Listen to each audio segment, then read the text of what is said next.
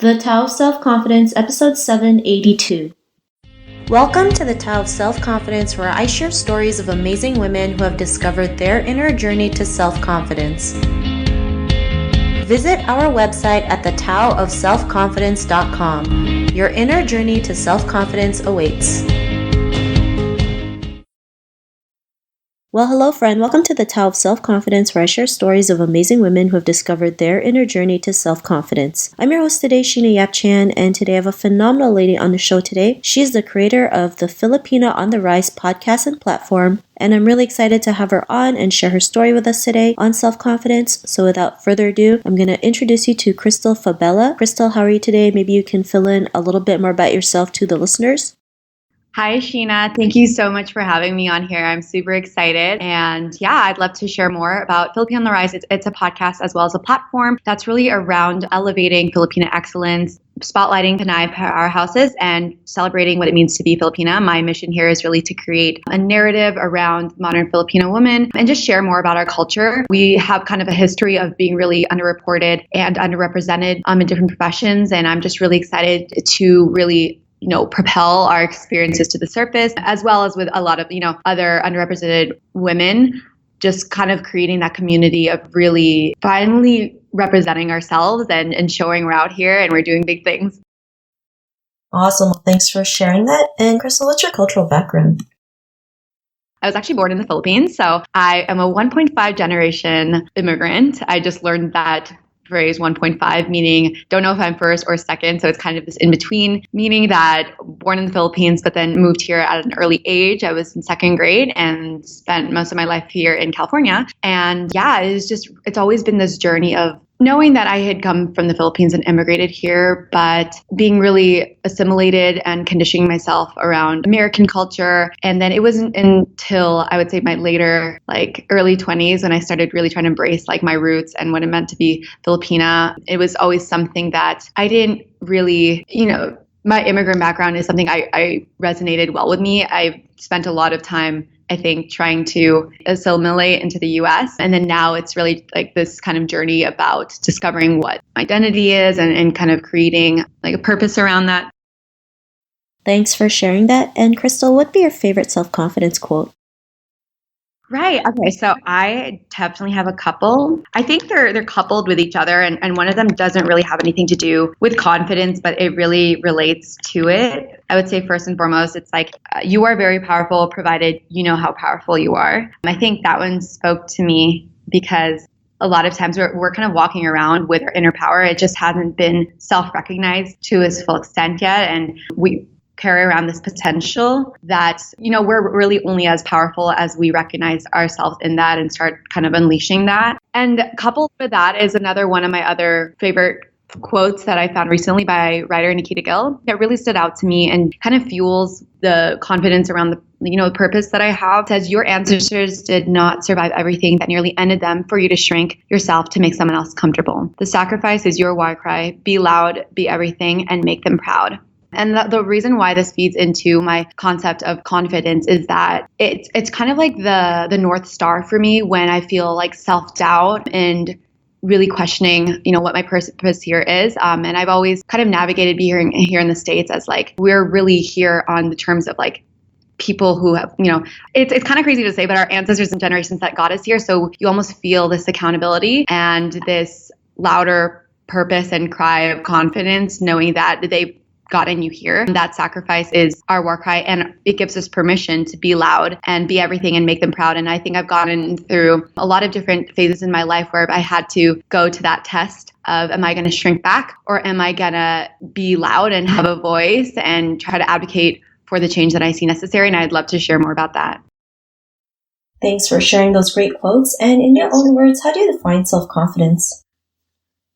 Right. Okay. Self-confidence. This is interesting because the first time that we connected, Sheena, I was going through somewhat of a really difficult life phase. Just kind of needing to go through a lot of, like I said, healing things that have happened this year that had kind of brought down my confidence truly. And I was doubting myself a lot and I just didn't feel like I could show up to this. I felt like I was my confidence is really low right now. I don't even feel like it could honor this conversation. And then I really reflected on that. And I just thought, like, why is confidence so contingent on kind of our external circumstances? When I really thought about, like, the problem with that is that we're not always going to feel at the top of our life. Life is a roller coaster, right? So confidence should really be this running thread that you, no matter what is going on in your personal presence, like, you know what you're made of and your worth, so that no matter what course the fabric of your life takes, you know what you have to bring. So I think, to me, confidence is like kind of, despite what's happening to you externally, despite what words are being told to you externally, you know deep down inside what you have to bring, and what you have to bring is special, and that no one can take that away from you. You know that you can walk into a room and without a doubt, you still have those internal traits. So if there's a lack of success in your business, or there's critics feeding into you, or you're facing injustices, what remains innate is what you have confidence in yourself of. And so for me, I think that really took sitting down and doing exercise. Like, if everything wrong happened to me right now, and if external forces were really bringing me down, what do I know that I still have? So I just wrote down, like, I'm still a visionary. I'm always going to be a creative no matter the situation. I'm going to keep dreaming. I just had to write those down because I think those are things that I hold tightly to. So confidence truly for me is that despite external circumstances and hardship and adversity, you know deep down inside your worth and what you have to bring, and you really have to define that for yourself. Thanks for sharing that great definition. And Krystl, what was your life like before your discovery of self-confidence?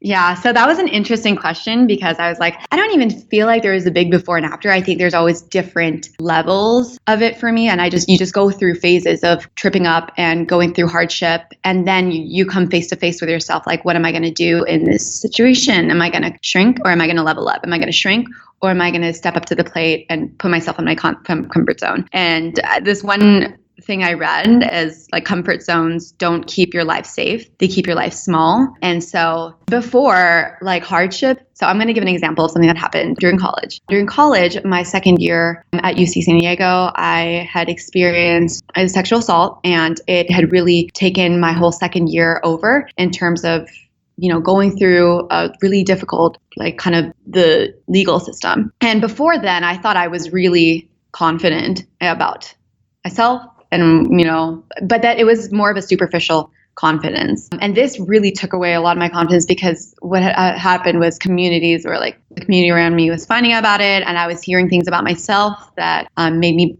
feel smaller. And I was just, facing a lot of unsuccess in these trials. But then, even though I lost the case and it was an injustice, I kind of had to step up to the plate and think, like, I wanted to make change around that survivors of sexual assault had very bad resources, and we needed more advocacy, and we needed more education around consent. So I actually helped to create a kind of like statewide campaign that advocated for policy around, education in higher in colleges, and better resources for survivors. And it created this movement. This was before, like, sexual assault prevention became a hot topic it was just starting, and it helped create a movement within the UC system to really bring a lot of survivors together. And basically after that, like, it was this revelation of, like, I guess before my confidence was really superficial, but then after that, it's a reference point now for me. It's like, after I realized my self-confidence, it was like, oh, Chris, like, now when I doubt myself, like, I can reference that as, like, that's a time when everything was going against you. Like, the legal system was going against you. Your friends, like, your community around you thought poorly of you. And it was all negative until just reflecting on, like, what had happened in that turning point, and you stepping up to the plate to do what was right. And after that, now, like, self-confidence to me, I think it's really important that you, in order to look forward, sometimes you have to look backwards, and you have to reference certain points in your life where you were at a low point, and, like, how were you resilient? And so after I found that out, it's continually allowed me to, anytime, like, in our lives, on a daily, we're gonna face some kind of hardship, and then there's some adversity that can come. And I think sometimes we just really need to stop and reflect on every single situation that we have pushed through and have been resilient and, like, found it in ourselves to rise above for ourselves. And so now that has kind of been the transformation of, like, superficial self-confidence to a self-confidence that I can, reference in these hard times and push me forward. Thanks for sharing that. And, it's unfortunate that happened to you. And I can only imagine what you were going through, especially in a time where, like you mentioned, it wasn't, movements like that weren't as popular and everyone was against you and, it can bring a person down. But here's you said, I'm going to make a change no matter what happens. And I think we just forget that sometimes one person can make a huge difference, like what you did. You made, a statewide campaign, you made a movement, you've helped, sexual assault victims come out and share their story and realize they're not the only ones who go through it, because sometimes you feel like you're the only one and there's no one out there who's going through what you're going through. And, just one person speaking up can make all the difference in the world, and it's helped you realize what true confidence is. And I'm glad you're able to share the story. And, to the woman who's listening to your episode, she may be in her own journey to self-confidence. What would be that one tip you'd give to her?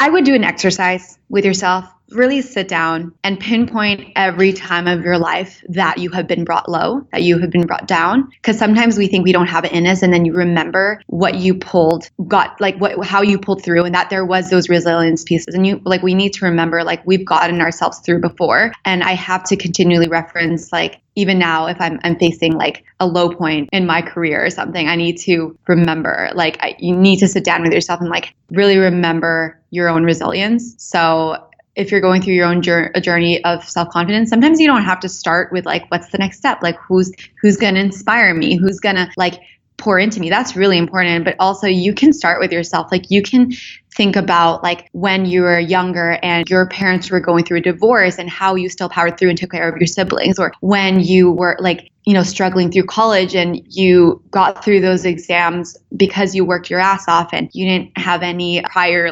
education or tutoring backgrounds, things like that. I think we have to really start with ourselves and remember we have the power first in us, and we've always had, we forget about our resilience. So that would be the exercise I do with yourself. And then after that, something that's really helped me, and this is a time in my life right now when you're being really called to grow, you feel like there's growth happening, you're feeling a calling. Let's say I feel a calling to start this business, or I'm feeling to switch my career. I'm feeling a calling to create X, Y, and Z. You're just feeling called to leveled up. I found a life hack, and that is, and I've learned this from another quote, you need a tribe of women around you who are endlessly devoted to helping you succeed. There's power in that. And so the life hack is that if you are in a stage of your life to level up, start decluttering who's not serving your destiny anymore. You have to declutter that, and then surround yourself with people. Really curate your surroundings and your tribe and people you're hanging out with who are either mentors that you're inspired by, or who are going to help you level up. Because they're going to pour into you. They're going to remind you of your journey. They're going to keep you in check. They're going to open up your pathways of possibilities for yourself. So, and yeah, I just think that is so important. That is going to help build your self-confidence when you very intentionally curate your tribe around you. So the first part is to internally sit down, start with yourself, and pinpoint all your points of resilience in your life, and remember how far you brought yourself and who's helped you along the way. And then second, life hack is to start decluttering and then re-curating who's surrounding you. Thanks for sharing those great tips. And if our listeners wanted to get to know a little bit more about you and what you do and check out your platform and your podcast, is there any links or social media profiles we can connect with? Absolutely. There is Instagram, and it's Filipina On The Rise. And on there is also my personal Instagram, or you can direct message me on both. And then you can also contact me on email at Krystl, Krystl, there's no vowels in it, Krystl at filipinaontherise.com. Thanks for sharing that. To our listeners, if you want to connect with Krystl, you can also head on over to thetaoofselfconfidence.com and search for Krystl's name. Her show notes will pop up along with everything else that we talked about. And I really just want to thank Krystl today for taking the time to share her story and tips with us on self-confidence. So thank you so much, Krystl. You are very welcome. Thank you so much, Sheena. Not a problem. It was really great having you on the show today. And to our listeners, be on the lookout for another new episode of another amazing woman's journey to self-confidence. And we'll talk to you soon. Bye for now. Bye. Thank you for tuning in to another amazing episode of The Tao of Self-Confidence. Visit our website at thetaoofselfconfidence.com to check out cool resources, blog articles, show recaps, and so much more. Your inner journey to self-confidence awaits.